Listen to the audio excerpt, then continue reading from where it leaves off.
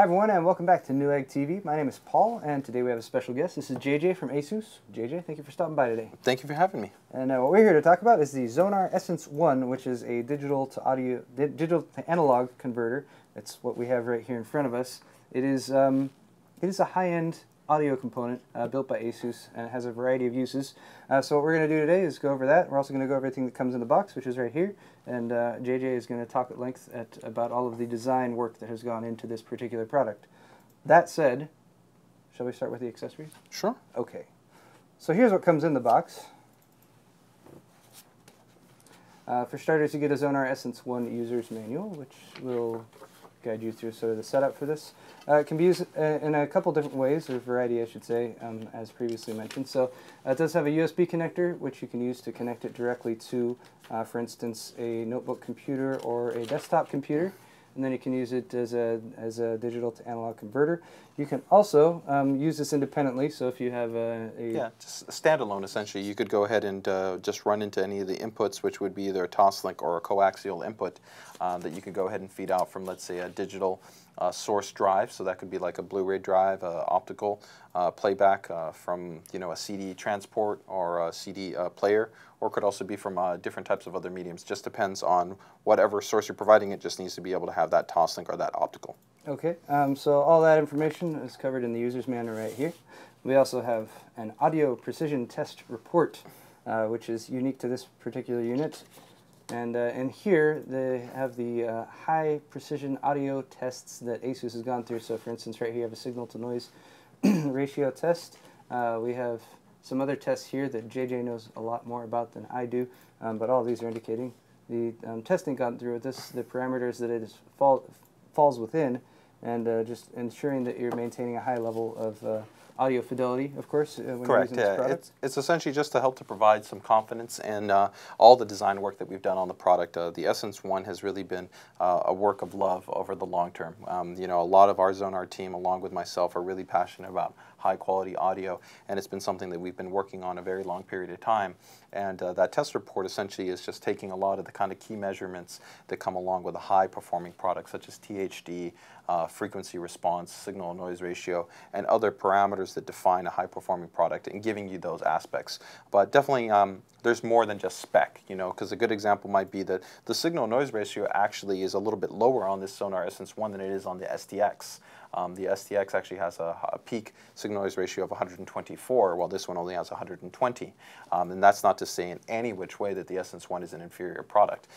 In every single way, it's actually a superior product, because all the componentry that we have here even takes the performance and the functionality to a much higher degree. So it's kind of like, in some ways, thinking about a theoretical maximum as opposed to a real-world maximum. And here, because of just the significantly higher components that we've chosen internally here, whether it's with the power delivery components, whether it's with the capacitor choices, whether it's with the film capacitors, the operating amplifiers, all the other components have been driven to be able to sustain a higher level of performance in all metrics. Whether this is clarity, whether this is tone, whether this is the overall driving ranges, any one of those are higher than we've had on any other Xonar product, so therefore the maximum overall performance is going to be higher than any of our other sound cards. And that's a testament to the hardware that you guys have integrated into this device. But just to close off real quick, the rest of the accessories you do get a USB standard A to B connector right here, so you can plug that. This will allow you to connect it via USB to your computer. You also get an AC adapter cable you can use to power the unit. And finally, you get a 1/4 inch to 1/8 inch plug adapter for those of you who might not have headphones that use the 1/4 inch size plug. You can convert it to an 1/8 inch there, and it's a gold-plated connector, so you make sure you get a high-quality connection. That said, JJ, let's continue here for the Essence One itself. Because we have a lot of stuff still to talk about. Yeah, definitely. I mean, right off the bat, I mean, when you take a look at the unit, you can see this is a serious piece of hardware.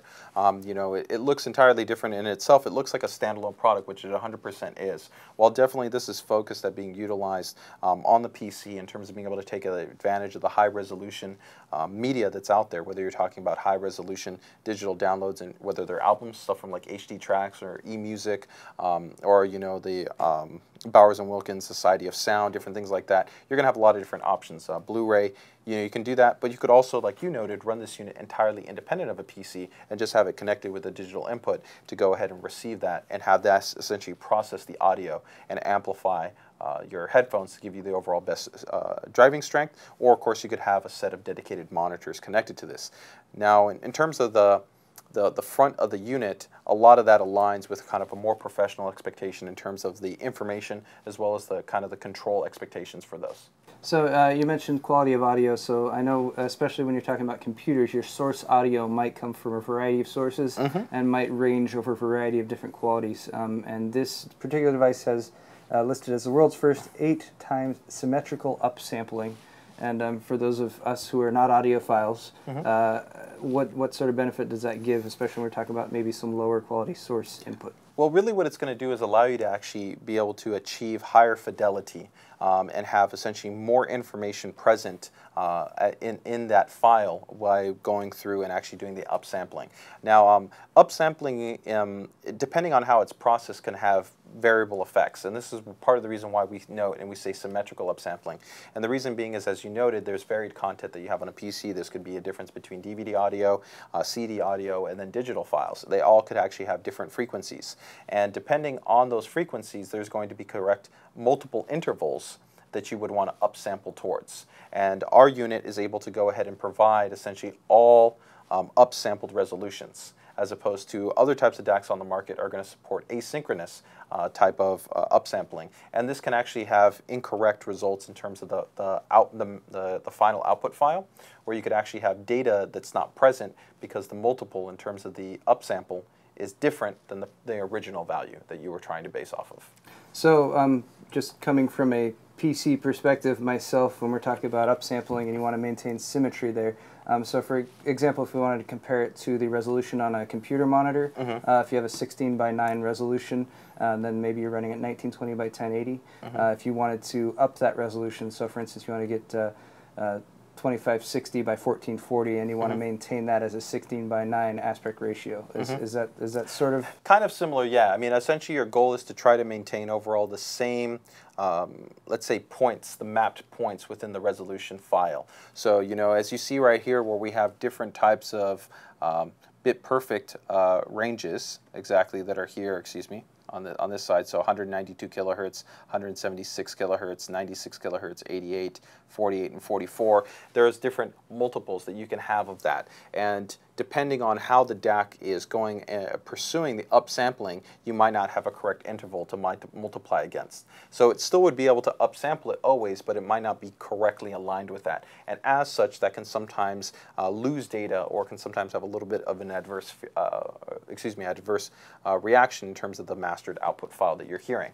So in that regard, we've taken great care in terms of incorporating DACs to give us the flexibility of being able to have essentially that symmetrical upsampling support. And with it being 32-bit, essentially that's just extending us to pretty much the maximum of what's realistically available within the audiophile space, and being able to really ensure that you're getting a great quality level of audio playback. So as far as the indicators here on the front of the unit that you're talking about, is that referencing the output? Correct. Yeah. That's what you're going to go ahead and be playing back in regards to. And you also have, of course, some other options. So if we go from the very beginning right here, we have the power button. We have the upsampling button, so you can go ahead and have the actual unit play back directly on whatever the actual frequency and the response is for the file that you have in play. You've got input, so you can go ahead and select a coax, Toslink, or USB, so your choice. Right, and you can go ahead and mute. Then you have a nice analog volume knob, and so this is great for just being able to give you that nice kind of feel at being able to, you know, really make those fine-tuned adjustments. Plus, it's just that nice kind of touch in terms of not having to, you know, have a digital slider. You can really kind of just dial it into the exact kind of marker that you want it to, and it's got a nice little bit of kind of torsion, a little bit of resistance there, just kind of give a little bit of heft, right? Then you have a secondary actually volume output, which is specific for the headphone. Okay. So that's so that you can have two independent markers, and then of course here you've got the headphone connection on the unit. And now if we take a look here at the back, We have, of course, our different types of output connections, so the XLR, as well as the RCA, and then the optical inputs that we have available on the unit. So pretty much all the kind of key connections that a high-end audiophile is going to have.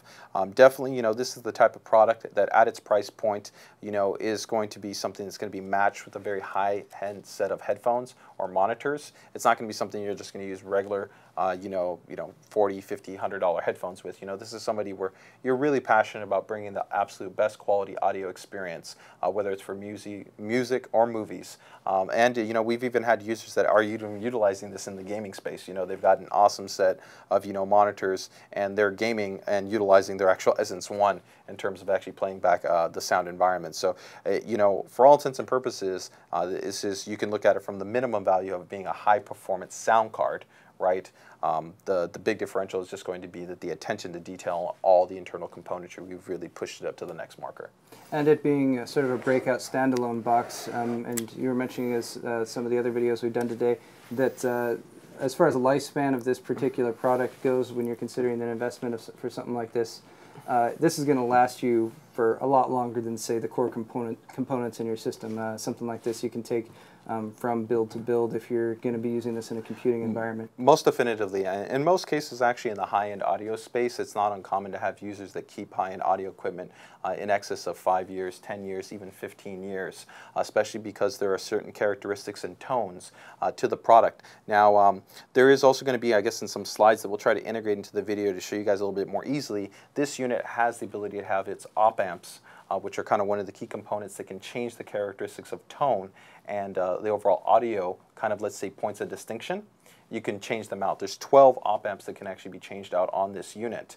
And with that, you can go ahead and actually, in a way, upgrade the unit. We've tried to choose a set of op amps on here that provide a really strong level of performance in terms of giving you clear, good, accurate tones without influencing, other ranges in terms of being too treble heavy, too bass heavy, really overall giving you a really good kind of sweet spot in terms of complementing the majority of the musical genres that are out there and soundscapes that you want. But of course, you could go in here to change those out, go to even significantly more expensive op amps that would even extend the lifespan further. But overall, this is a product that overall really has kind of a lifespan that I'd say at a minimum would meet probably about 7 to 10 years. We as a motherboard vendor, and even as like an add-in card vendor, could almost never ever put anything in this class of audio integrated onto another product due to the sheer expense and the complexity of all the parts that would be required. It has to really be in a dedicated external housing like this to be able to bring in the power delivery options, the PCB board design, the advanced capacitor choices, and all the other elements that really have this be, pretty much the flagship of what we're doing in the sound card field. And just to jump back to the op amps you were mentioning, would that involve just a disassembly and then you can swap those out? Correct. User? Yeah, it's very similar to kind of the ROM chips that you have on a motherboard. Okay. Same process where you essentially just remove those out and pop those in. So with that, let's take a look at some of the other aspects in terms of how sound works in terms of your operating system and why it could be important to consider sometimes a better quality playback device in terms of the actual sound card, as well as even your speakers or your headphones. So there's two different kind of playback modes that are supported in the operating system. One is ASIO and the other one's non-ASIO. And non-ASIO is the default right now that exists within the operating system. The disadvantage of it is that sometimes it's not the best at giving you bit perfect playback. So that means it's reading back all the exact, let's say, parameters or the metadata of the file you're playing back and matching back those characteristics on your system. And in some situations, it can actually even downsample the content that you might be playing back to a lower quality level unless you were to manually set those modes of operation.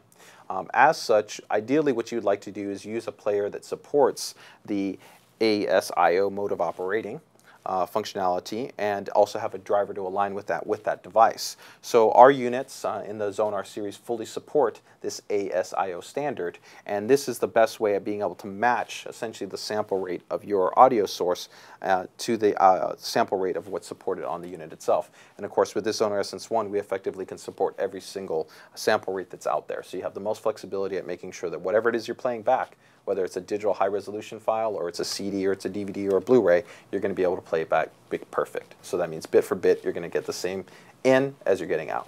So So if you're connecting this via USB, all you really need is that driver, and then you just need to be using a software playback or whatever software tool you're using to playback the audio. Make sure it's ASIO compatible. And that's very dependent on the users. There's a lot of different audiophile choices out there. Some people will use basic programs with overheads, lean overheads like FooBar. I'll get other people that use things like VLC, J River Media Center. Some people will use Windows Media Player Classic. Some people even use Windows Media Player with some modifications. There's a lot of different options out there within that community, but our driver fully supports all of them, so it shouldn't be an issue in terms of working with any one of those audiophile programs. Okay. Now, moving past that, what are some of the benefits of utilizing this this new driver and also the tuned firmware? Because there is actually firmware that we specifically have in here that we also have tuned to work with all the onboard componentry. And part of some of those benefits are going to be is that, one, you're going to get better performance in terms of reducing CPU utilization. You can sometimes have more clean and balanced response in terms of smooth bass, better detailing, overall better higher frequencies. So that can sometimes come through in terms of more accurate tones and voices, and soundscapes being a little bit more normalized, a little bit more clear. So there are definitely benefits to having the correct driver and the firmware in place in terms of utilizing that with a product like the Essence One. Now, in terms of, where we're talking about specification, we talked a little bit already about the signal-noise ratio, and this talks a little bit about that, you want to talk to a degree about spec being a barometer to how to measure a product in the sound space, but definitely spec shouldn't be the only defining characteristic of the product. You have to look at the total attention to detail and see, have they taken a look at utilizing the right capacitors, that provide the right type of tone, right? It's like, let's say, where if you're a musician, and you find out, okay, hey, I bought this amp, and this amp has an amp on it that's really catered towards classical, but I know I'm playing something a bit more riff heavy, right? It might not necessarily align with that, even if it has an outstanding spec, right? So, this type of product is really, it's the sum of all the components that really give you that end result, as opposed to us just trying to say, hey, you know what, this has 120 dB, or it offers 32-bit upsampling. That doesn't paint the entire picture of what this product is intended to do. You really want to get into more of the key elements of the design philosophy on what we've done here. So on this slide, that's what we're talking a little bit more about, is that we've taken that attention to detail to, equip the unit with really high-end quality componentry and with the right processing chips to be able to enable that higher level of performance. Now, in terms of the usage models, as you were talking about, this slide gives us a little bit of context here where essentially this is our primary DAC, right? And we can go ahead and have that connected to a USB-enabled PC to play back our audio, or we can go ahead and connect it to any type of transport. Transport is just a kind of more technical term for any type of optical loading station, or it could even be a vinyl-based station or any type of station, as long as it has those optical outputs, right, for the SPDIF. And then, of course, we have that headphone amplification, which, as we noted right there, there's very high-quality headphone amplifier in here rated up to 600 ohm that's going to be able to allow you to essentially use any type of headphones that you want on here and get a great experience out of them. And as you mentioned, that's one thing that a lot of, say for example, onboard sound on a motherboard doesn't support is the ohm rating that's higher than 32. That's correct. And even within the impedance rating, and even having that support of 600 ohm, that doesn't paint the entire picture. And why I state that is because that's only essentially just a driving spec. It's essentially just telling you, like, hey, this is a parameter of operation. It's just like a power supply. We know all power supplies aren't created equal, right? So you could buy a brand X that has a 1,000-watt power supply, and then there's, brand B that also produces a 1,000-watt power supply. But we clearly know that there could be a huge difference in the overall quality, reliability, and functionality of those two power supplies. So the 600 ohm support should be a marker to help once again indicate what the functionality of this product is. But once again, it's more so those components that we've integrated on the board, such as the WEMA capacitors, which are really specialized audio capacitors that have great natural tone, really good clarity to them, or the Burr-Brown DACs that we've incorporated for the processing. All these things and more are really what help to drive the overall quality that's present within the Xonar Essence One. Now, there's a couple of other little details I want to touch on here is where we're talking about, how do you measure audio quality, right? Which is important in terms of a higher-end product like this. And this is where you kind of can get a little bit of information that it's usually measured in two factors, which one is called sample rate and the other one's called bit rate. And those two pieces of data, when attached to the metadata or the file that you're playing back, are essentially indicators of the audio quality of the file. With, of course, the higher the sample rate and the higher the bit rate being better. You know, I'm sure you guys are very familiar with this when you shoot video, right? The higher the bit rate that you shoot the video, right, the cleaner it is, the less noise that it has, the overall better quality it is, right? It takes a lot more space. You know, that's one of the byproducts, just like high-resolution music. But when you're capturing at those much higher resolution points, it just sounds awesome. And that's also part of what we're trying to do with the upsampling technology, is being able to try to improve that sample rate and that bit rate to give you the widest range of resolution and bit rate so that we give you the best playback experience. Okay. So, you know, we talked already a little bit about upsampling here, and here's a waveform to kind of give you an idea of how upsampling is affected, right, between, let's say, an original file and then a file after the fact. So this is touching a little bit on where we were talking earlier in the multiples, right, as far as the upsampling, where you have a little bit of clarity between the differences of an asymmetrical as opposed to symmetrical, right? So I think it's a little bit clearer here. You can see, right, you have multiple of 44K here, right, goes down to 352, and then a multiple of 48 goes out to 384. So our unit has the ability to support both of those, whereas in an asymmetrical unit, they would essentially all go to that uniform 192K. So effectively, since it's not a matched multiple or interval, you essentially can lose some of that data. Okay. And so that's why we're trying to maintain essentially the best bit-for-bit accuracy as we do that upsample process. So we're very proud of that fact. And lastly here, we're just doing a little bit of comparison to, of course, some of the other DACs that are on the market. And here we've noted in terms of the driving ohms range, the majority of the headphones you're going to have on the market, you're looking at either 32 ohms, 300 ohms, or 600 ohms, with our unit supporting all of those. So lastly here, we're going to touch just a little bit on some of the power componentry. So here we talked about what is an op-amp, right? This is an item that amplifies the analog signal in your sound card, and it also affects the tone or the characteristics of sound. So depending on the op-amp choice that you have, you can color the sound to different I'd say, genres. Right, so some are good for you know, rock music, some are good for blues music, some are good for, you know, electronic music. It just really depends on to you. And as I noted, you know, we've gone with a set of op amps that have an overall kind of clean, neutral tone to them. And again, you do have the option to swap those out if you want to change the tone? Correct. If you take a look here on the inside of the unit, which is also showing you a lot of the high-end componentry that we have inside of here, these are actually in the inside markers.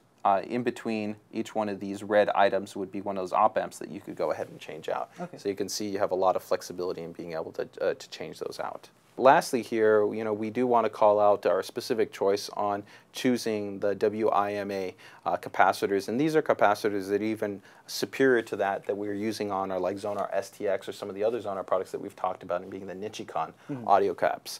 And these are really designed for not only a high level of reliability, but really kind of amongst most audiophiles in the community, they feel they give you kind of the warmest and the richest tones, and overall kind of give you the best landscape for having the most flexibility at sound playback. So this and definitely a lot more is part of some of the unique aspects of the design incorporated here on the Xonar Essence One, and really have it be just pretty much about the best sound card or sound playback device you can get right now on the market in terms of the PC. So if you're looking for, like JJ said, one of the best audio experiences possible, you can look into the Xonar Essence One, particularly if you're going to be investing in a high-end headset or a pair of headphones, particularly with those higher... or monitors as well. So, or, you know, like, speakers. Yeah, like me, I've got actually, you know, a set of Audio Engine 85 Plus monitor speakers that I use actually for everything. It's for my audio playback, it's for my movie playback, and it's even for my gaming. So I use those set of monitors just like I would use like a normal set of desktop speakers, except they're, you know, they're bookshelf size, so they don't take up a huge amount of space on my desk, but they're much better quality. You know, they're a little bit more expensive. You know, I mean, you're talking about these monitors are usually going to be in the price range of about $250 to $500. But then again, it's a long-term investment in really giving yourself a much better level of experience when it comes to sound playback. And what better to power them than the Xonar Essence One? You got it. All right, so that's going to wrap it up for this video, guys. I hope you have learned a bit more about the Xonar Essence One, as well as JJ's personal sound setup at home. I'm Paul with Newegg TV. If you enjoyed today's videos, please head over to our Newegg YouTube channel. Don't forget to subscribe for more tech videos. Also check out the ASUS ROG channel if you'd like to see more videos with JJ. Thanks a lot for watching, everyone. We'll see you next time.